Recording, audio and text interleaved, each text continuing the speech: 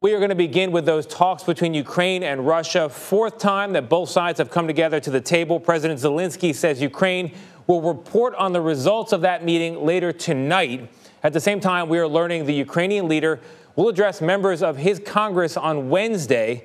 However, negotiations have not stopped Russian forces. They continue to attack, shelling residential buildings, killing at least one person in Kyiv today. In another city, at least 2 people have been killed, 10 during yet another round of shelling. And in Mariupol, Ukrainian officials estimate the death toll in that city alone has climbed to 2,500. Meanwhile, in sad news, the AP has determined that 2 of those fatalities include a pregnant woman and her unborn baby. They were killed in the wake of a Russian bombing of that city, Mariupol. The maternity ward and the maternity hospital last week, the images from that attack of the woman on a stretcher went viral.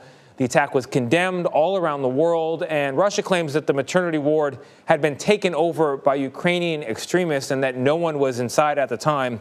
The AP differs on that point.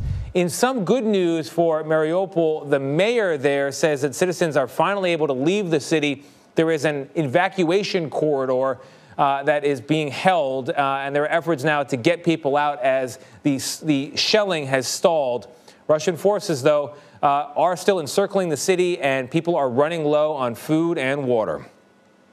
Meanwhile, American journalist and filmmaker Brent Renault is being remembered today. He was killed on Sunday after Russian forces opened fire on a vehicle he was in near Kyiv.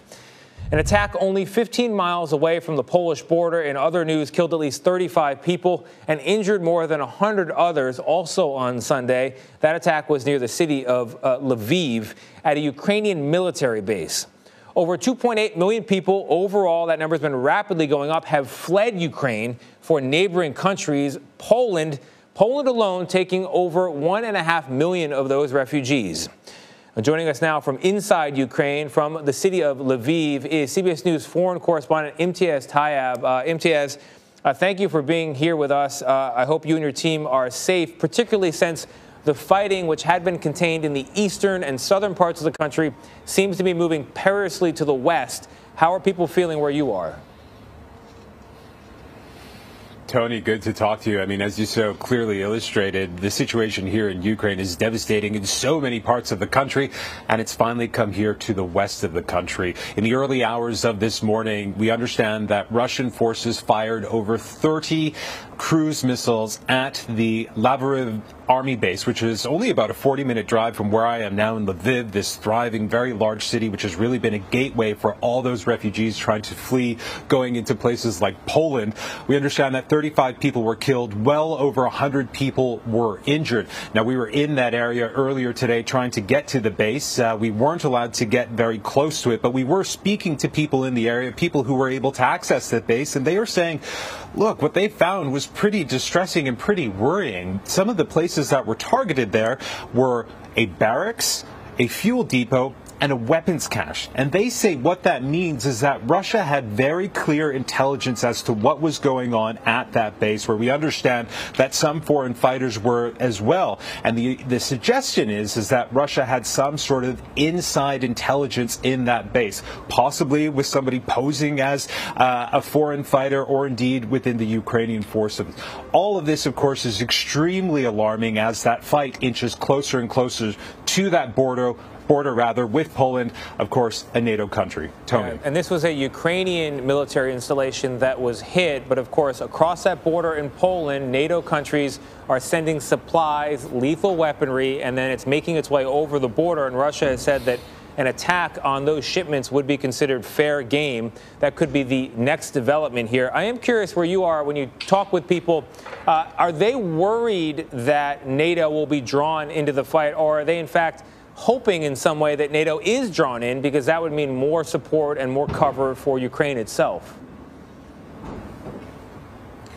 I think if you're a Ukrainian, you want any help you can get. And, you know, we will get into the sort of minutia of what sort of the Ukrainian president sort of wants, things like no-fly zone, et cetera, et cetera. But the reality is that if we see this conflict spill over from Ukraine into Poland and indeed into possibly other neighboring countries as well, that means NATO is involved. And let's be clear, an attack on NATO has said that they will respond with like. And so if we see a situation in which Russia is targeting NATO and NATO is targeting Russia, then this war has evolved and warped into a situation that many fear could lead to real disaster right across all of Europe. And there's another specter here, which of course is very alarming as well, not least the spread of war right across the continent. Russia has sort of injected the specter of nuclear violence pretty early on in this conflict. And we have to remember that Russia has one of the largest nuclear arsenals in the world. And so if this violence spills over into neighboring countries, and if we see a situation in which NATO, this alliance of 30 countries, which includes the U.S. and Russia, are actively engaging in warfare, that potential remains. And that isn't just worrying, that's terrifying for so many people. Tony. Yeah, terrifying is the word for it. There is some hopeful news, a fourth round of peace talks between Ukraine and Russia ongoing as we speak. You hear phrases like limited ceasefire, which is kind of a squirrely concept. It's not so limited if you're the one being fired at. What is the potential for a complete ceasefire? And I ask that in the context of what would Ukraine have to give up potentially for Putin to pull the army, pull the military out of that country and stop firing completely? Tony, I mean, that's really the million-dollar question, and the Ukraine has made it very clear that they will not surrender and that they will not sort of basically give up to sort of Russian demands. In saying that, Russia has many demands. Those demands include, a demilitarization of Ukraine. It requires Ukraine to essentially change its constitution so that it will basically enshrine within law that it will never join NATO, never join the EU. Russia also wants Ukraine to essentially recognize that the Crimea is part of Russia, and it also wants Ukraine to announce that it recognizes Donetsk and Luhansk as independent republics. So it's a pretty long list of demands from Russia, and of course Ukraine is sitting there saying, listen, we are a sovereign nation, we will decide our future for ourselves, but we want this fighting to stop. Come to the table and let's talk about it. There is a tiny glimmer of hope, and I want to stress tiny. The language around this latest rounds of talks is perhaps the most optimistic I've heard since fighting began over 19 years ago. Both sides saying that these are hard conversations, hard discussions that are being had, but they are being had in a meaningful way. And of course, many here are hoping that it will lead to some kind of ceasefire to stop the violence we've been seeing all over this country. Tony. Imtiaz, are we hearing train traffic behind you, or are those air raid sirens?